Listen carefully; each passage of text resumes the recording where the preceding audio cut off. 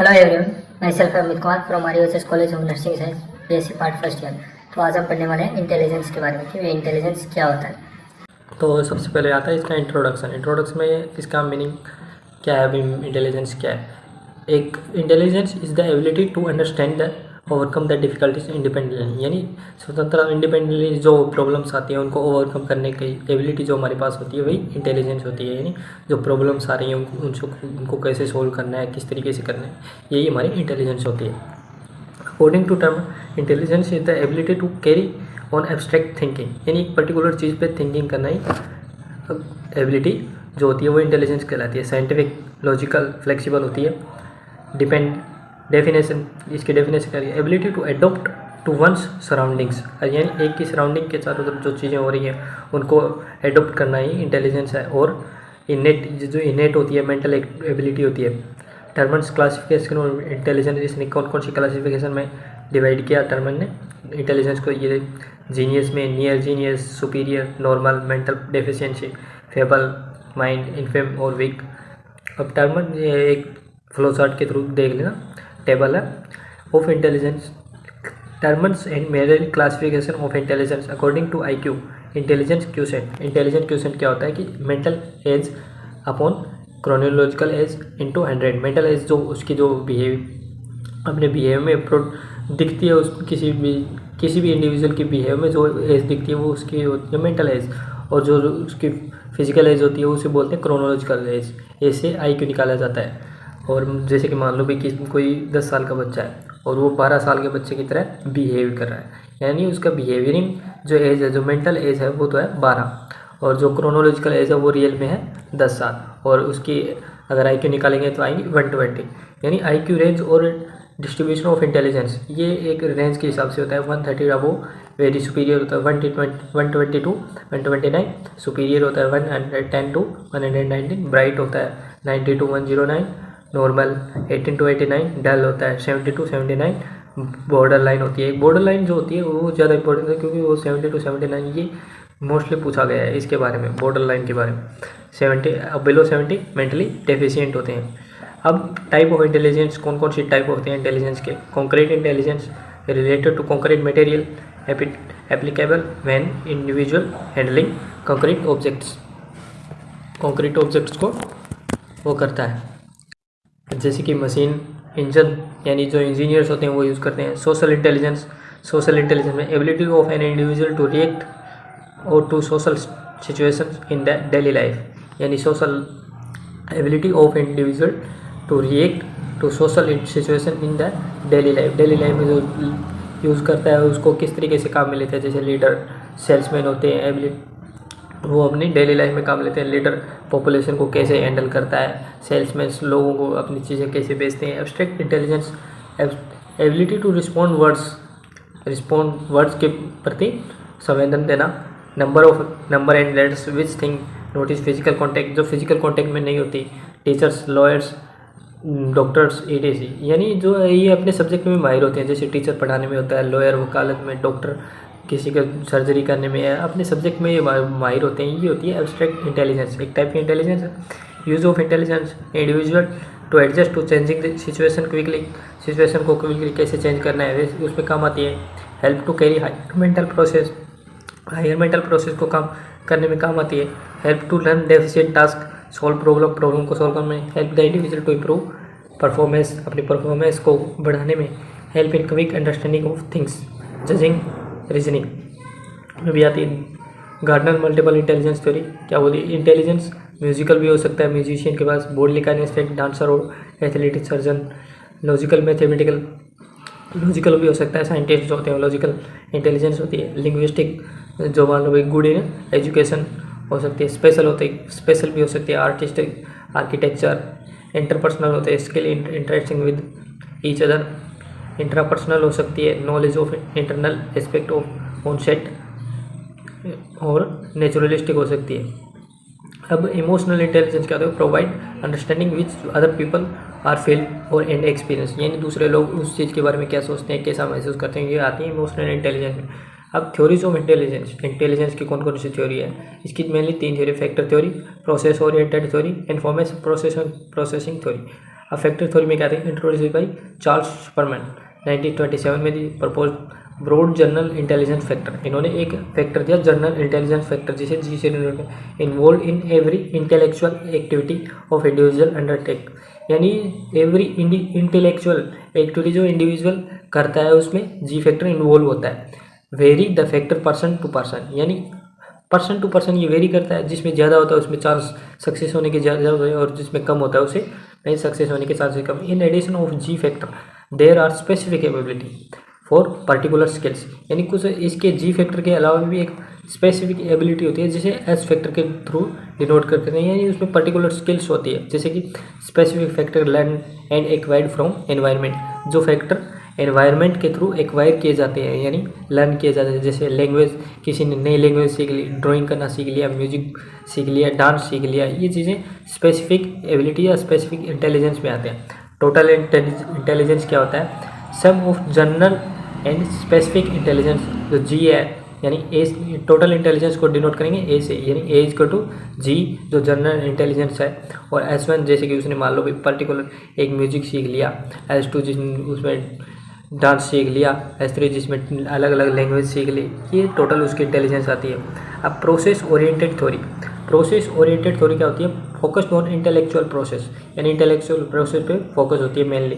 Piaget theory, intelligence in adaptive process, according to Piaget intelligence क्या है, adaptive process है involving biological maturation जिसमें ज़रूरी होता है, इंटरेक्शन विद एनवायरनमेंट के साथ क्या क्या इंटरेक्ट हो रहा है वो चीज़ें जरूरी है। Also evolution of cognitive process, जो कोग्निटिव प्रोसेस में इवोल्यूशन हो रहे हैं वो भी डिपेंड करते हैं, उन पर डिपेंड करती है Piaget theory. Bruner's theory, grown intelligence is dependent on object और स्टिमुलाई, यानी ग्रोइंग इंटेलिजेंस किस पे डिपेंड करती है, जो ऑब्जेक्ट है उस पर या सिचुएशन पे, इन्फ्लुएंस्ड बाय द एनवायरनमेंट से इन्फ्लुएंस होती है, स्पेशली रिवार्ड एंड पनिशमेंट, जो उसको इनाम दिया जाता है उसका पनिश किया जाता है उस पर डिपेंड करती है।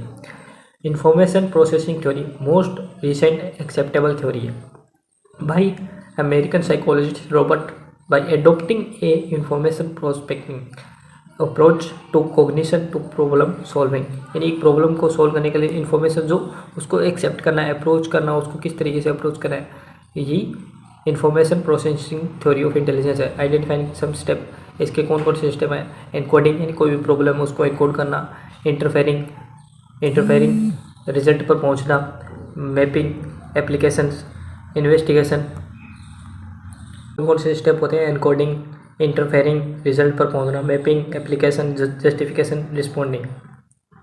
अब आता है एप्टीट्यूड।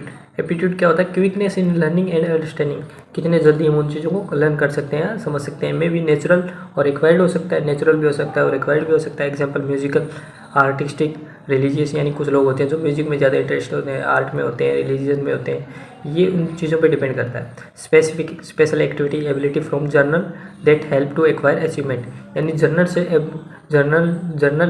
एबिलिटी से थोड़ी अलग होती है जो उन्हें अचीवमेंट प्राप्त करने में हेल्प करती है। Definition, aptitude refers to those qualities characteristic a person way of behaviour, यानी बिहेवियर में कौन कौन सी चीज़ which serve to indicate how well he can learn to meet and solve a certain specified kinds of problem, यानी specific problem को वो कैसे देखता है, किस नज़रिए से वो उसको सोचता है कि भाई किस तरीके से मैं सोल्व कर सकता हूँ, ये उसका एप्टीट्यूड होता है।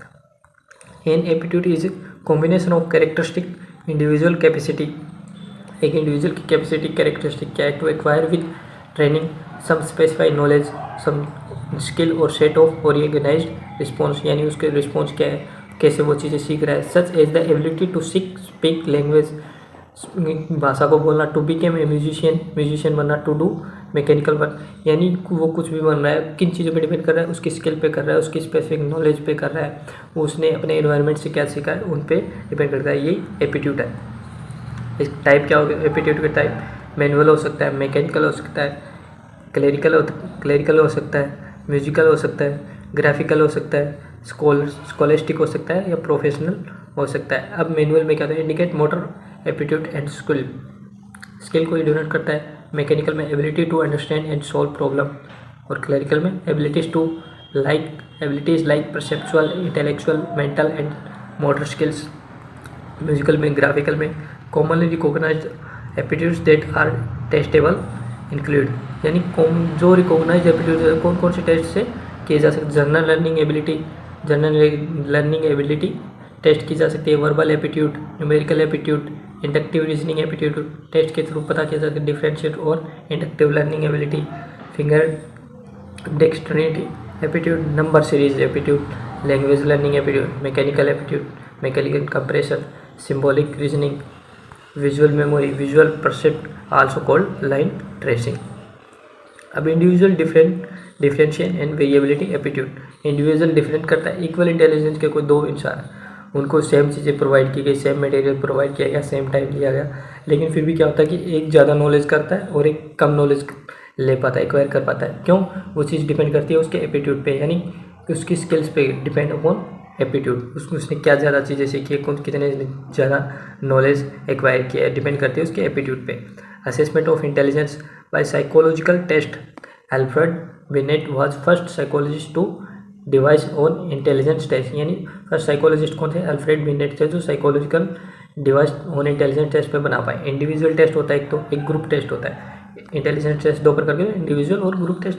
इंडिविजुअल क्या होता है कि किसी only one individual is tested at a time, एक टाइम पे किसी वन इंडिविजुअल का टेस्ट लिया जाता है। ग्रुप टेस्ट, एक group of individual are tested at a time, एक टाइम पे एक ग्रुप का टेस्ट लिया जाता है। जैसे कि मान लो भी कोई स्कूल टीचर है, वो अगर उसके पास 2-3 ही टीचर है, तो वो एक इंडिविजुअली टेस्ट ले सकता है। भाई हाँ, इसका ये तू ये बता, तू ये बता, तू ये चीज़ का। वर्बली भी ले सकते हैं और नॉन वर्बली भी ले सकते हैं, यानी जब लैंग्वेज के थ्रू बोल के या भाषा के through. Non verbally return form में ले सकते हैं, किसी भी फॉर्म में ले सकते हैं। और ग्रुप टेस्ट क्या होता है कि पूरी क्लास का, मान लो पूरी क्लास का वर्बल टेस्ट ले सकते हैं, नॉन वर्बल भी ले सकते हैं। अब इंडिविजुअल टेस्ट और ग्रुप टेस्ट में डिफरेंस क्या है? Individual test, the test are one individual at a time, hence they are not economical in terms of the time, labour और money. These are applicable for both children and adult, दोनों के लिए काम में ले सकते हैं। These brings the tester and child closer and establish a better relationship between the two, दोनों के बीच में एक बेटर एस्टेब्लिश करता है, बेटर अंडरस्टैंडिंग एस्टेब्लिश करता है। और ग्रुप टेस्ट में एक group of children can be tested at the same time, hence economical हो सकता है ग्रुप, मतलब पूरे ग्रुप का अगर टेस्ट किया जाए तो। These test can't be administered to young children below the age of 10 years, यानी 10 साल से नीचे के बच्चों को इनका ग्रुप टेस्ट नहीं कर सकते। Personal contact between the two is not possible, क्योंकि उनमें दो के बीच में कॉन्टैक्ट कोई होगा ही नहीं। अब यूजेज ऑफ इंटेलिजेंस टेस्ट के कौन कौन से यूज़ है? For the purpose of selection, किसी चीज़ के सिलेक्शन में इंटेलिजेंस टेस्ट का यूज़ कर सकते हैं। For the purpose of classification, for the purpose of promotion में, फॉर नोइंग वंस पोटेंशियलिटी, किसमें कितना पोटेंशियल है इसमें जानने के लिए। For diagnostic purpose, help in research work, to predict how well a person will learn, help in child guidance. Limitation कौन कौन सी है जो इंटेलिजेंस टेस्ट की? They can't measure intelligence with mathematical accuracy के साथ नहीं कर सकते हैं। Nor can they predict with absolute certainty success in school और इन ए प्रोफेशन, ये प्रोफेशन में ये चीज़ ये सक्सेस होगा या नहीं होगा, इस चीज़ को प्रेडिक्ट नहीं कर सकती वो चीज़ें। They don't throw any light on the character, morals, emotions, on temperament of the individual, यानी किसी भी इंडिविजुअल के बारे में वो चीज़ें प्रेडिक्ट पहले नहीं बता सकते, उसके मोरल क्या होंगे, इमोशन आगे चल के भी क्या होंगे, टेम्परमेंट उसका कैसा बिहेवियर रहेगा। The understanding of which is also essential in understanding one's personality, किसी की पर्सनैलिटी को समझना वो नहीं है। Aptitude test type, verbal, reasoning, numerical कर सकते हैं यानी mathematically, abstract, individual, diagnostic, reasoning, link, logical, किसी लॉजिक के थ्रू कर सकते हैं। अब alteration in cognitive process, attention में अल्टरेशन हो सकता है, सेंसेशन में अल्टरेशन हो सकता है, परसेप्शन में हो सकता है, इंटेलिजेंस में, थिंकिंग में, इन मेमोरी और लर्निंग में। अल्टरेशन अटेंशन क्या होता है? किसी एक पर्टिकुलर ऑब्जेक्ट या आइडिया को एक टाइम के लिए सुनना या ध्यान देना, मतलब उसी चीज़ को सुनते रहना। इसमें अल्टरेशन कैसे हो सकता है? किसी भी मेंटल डिसऑर्डर के थ्रू, साइजोफ्रेनिया एक मेंटल डिसऑर्डर है, और या attention deficient hyper activity disorder जो एक सिंड्रोम, ADHD और इजीली डिस्ट्रैक्टेड, यानी इसके थ्रू भी डिस्ट्रैक्ट हो सकते हैं अटेंशन में। अल्टरेशन इन सेंसेशन, एनेस्थीसिया दे दिया तो सेंसेशन में, यानी कि बेहोशी की हालत में वो चीज़ नहीं कर। हाइपर एनेस्थीसिया, पैरा एनेस्थीसिया, इनमें वो सेंस कुछ चीज़ों को सेंस नहीं कर पाते। अल्ट्रेशन इन परसेप्शन, चीज़ों को सेंस करने में, sensory information received by the out sensory receptor, जो सेंसरी रिसेप्टर से इन्फॉर्मेशन रिसीव करते हैं वो परसेप्शन होता है। Illusion, size of illusion, length के कारण, हॉरिजॉन्टल वर्टिकल इल्यूजन। अब मालूम फर्स्ट देखो ए और बी, इसमें दिखाएगा साइज ऑफ इल्यूजन, यानी जो बाहर की सराउंडिंग हो रही है उस पर डिपेंड करता है, ये उस पर डिपेंड कर रही है चीज़ें कि हमें कैसे परसीव हो रही हैं। दोनों का साइज सेम ही है, लेकिन सराउंडिंग के कारण वो चीज़ें इल्यूजन क्रिएट कर रही हैं कि भी ये चीज़ें अलग अलग है, अलग अलग साइज की हैं। लेंथ इल्यूजन, अब देखो ये तीर के निशान है, इनमें डायरेक्शन चेंज करने से इनकी लंबाई का ये लग रहा है कि भी बीच वाले की लंबाई ज़्यादा है कंपेरिजन टू अदर। क्यों? क्योंकि इसकी डायरेक्शन बदल दी गई, बस इसीलिए। हॉरिजॉन्टल वर्टिकल, अब हॉरिजॉन्टल एंड वर्टिकल, अब ये दोनों लाइनें दी गई है, इन देखने से पता चल रहा है कि हॉरिजॉन्टल लाइन वर्टिकल से ज़्यादा बड़ी है, लेकिन रियल में दोनों सेम ही साइज की है। ये एक इल्यूजन होता है। अल्ट्रेशन इन मेमोरी, मेमोरी में एग्नोसिया, एल्जीमर डिजीज़ के कारण होता है, एमनीसिया का कारण है, डेमेंटिया का कारण होता है, हाइपर थायमेस्टिक सिंड्रोम के कारण भी हो सकता है, वर्निक्स कैनॉक्स सिंड्रोम के कारण भी हो सकता है। अल्ट्रेशन इन थिंकिंग, थिंकिंग में अल्ट्रेशन के कारण, थिंकिंग जो सोचना है, डेलीरियम के कारण हो सकता है, डेमेंशिया के कारण हो सकता है, एमनीसिया के कारण। कोग्निटिव डिसऑर्डर इज कोग्निटिव और नॉट अदरवाइज स्पेसिफाइड, यानी कोग्निटिव डिसऑर्डर जो स्पेसिफाइड नहीं है इतने।